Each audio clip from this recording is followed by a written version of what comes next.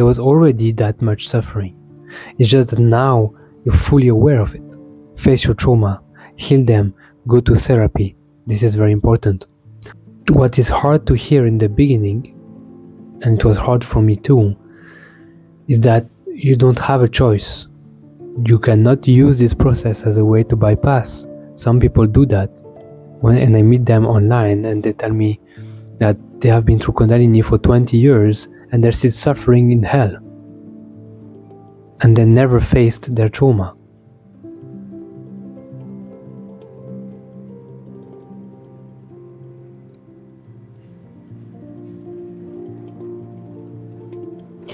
So probably you clicked on this video because you're having a Kundalini awakening, and I want to explain why you suffer much more than in the past.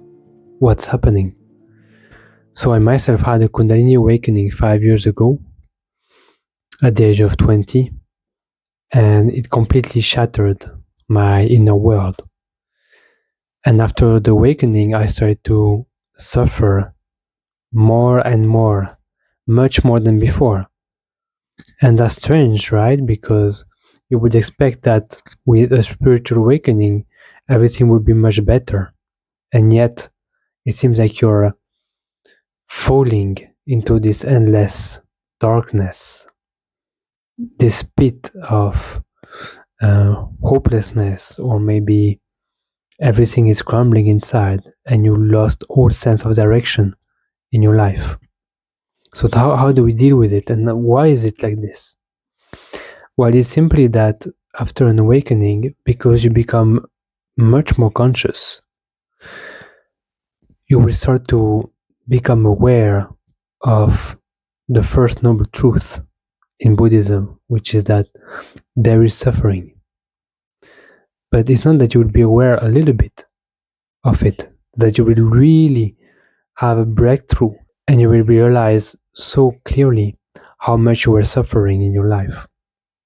And so what happens after that is that you will start becoming aware of what has been suppressed within you, in your mind, all the aspects of yourself that you've disowned, all the things that you never talked about, all the stuff that you've never resolved, and suddenly it will all come up to the surface.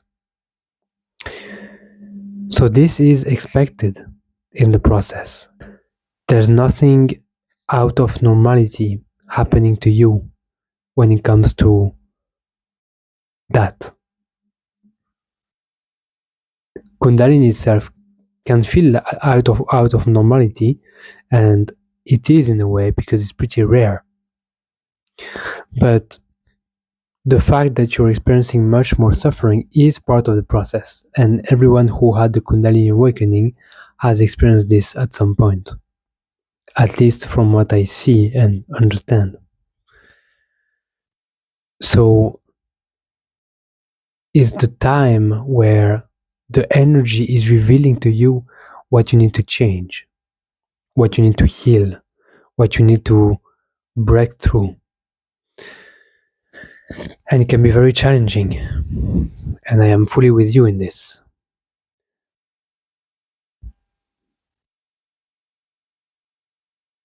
It can be so hard to face all this stuff. But over time, you will find the right tools, the right practices, and the right teachers to guide you on your path. The real change, the real impact of Kundalini is understood after years. At least that was the case for me, and I think that's the case for a lot of people. In the beginning, it's not really clear what's happening. You don't really know where this is going to lead. Even though you have glimpses, you can feel how reality can look like. You can see how you can be free, how you can be at peace. So Kundalini is giving you some glimpses here and there, and your goal is to get back there and stabilize there. But the real fruits of this awakening will be collected years after the seed started to grow, the Kundalini started to rise. The real fruit will be collected years after the beginning of this experience, this awakening. So give yourself some time, know that it's part of the process, and move towards a life that is aligned with yourself, and face your suffering step by step. Face your trauma, heal them, go to therapy. This is very important.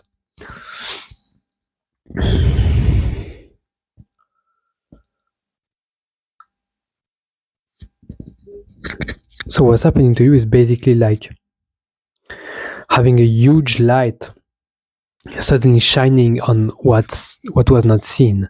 So at first it feels like it's too much. There's too much suffering, but it's just revealing what was already there. There was already that much suffering. It's just that now you're fully aware of it. So it's not Kundalini per se that makes you suffer. It's not the process that makes you suffer. It's the fact that you're more conscious. It's the fact that you realize what's happening inside. So there's no need to blame Kundalini. And if you do that, you will create a conflict with the energy, and you will sabotage the process, and it's not going to be pleasant. There's no need to blame what's happening to you. It's just about orienting yourself to it. What is hard to hear in the beginning, and it was hard for me too, is that you don't have a choice. You cannot choose to make it differently. Now, Kundalini is leading the way. There's no choice about this. There's no possibility to say no. You have to surrender. This is the only way. So at first, it feels like you don't want to, right? But as you surrender, you will discover that it is for your highest good.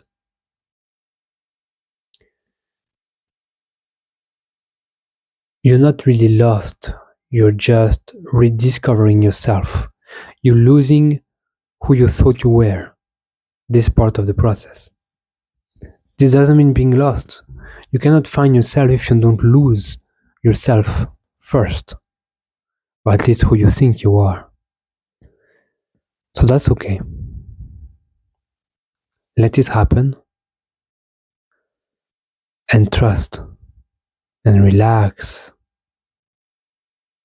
Good things will come to you when you start to relax, surrender, listen to yourself, and let this energy what it wants to do. It is an intelligent energy. It knows what it is doing.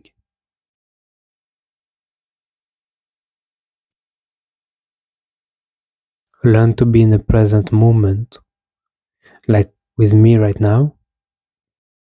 Be here now. Listen to this now.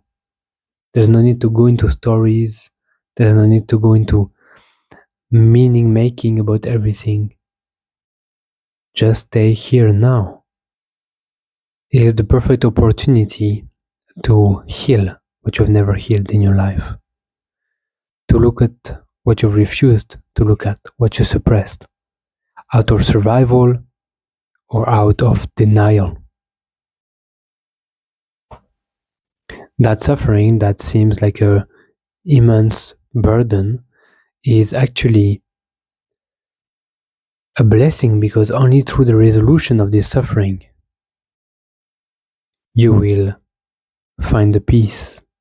You cannot use this process as a way to bypass. Some people do that. And I meet them online and they tell me that they have been through Kundalini for 20 years and they're still suffering in hell. And they never faced their trauma. They bypassed. Don't do this. That's my best recommendation. And I'm speaking from a place of having going through this process for 5 years and being at peace in my life. So face it. Face this suffering. This is your teacher. It's here to teach you how to break through human misery. This is good. By facing it, that you will have a better process, an easier life. Do not get tempted by the transcendence. You can use transcendence to heal more, but don't get lost in transcendence. Face this suffering and get someone to guide you. This is super important. Get someone to guide you who understands this process. So if you want to be guided by me, you can. You can just click the link in the description and check up my work and send me a message and we can have a chat. So don't hesitate. So yeah, that's all. Take care and I'll see you soon.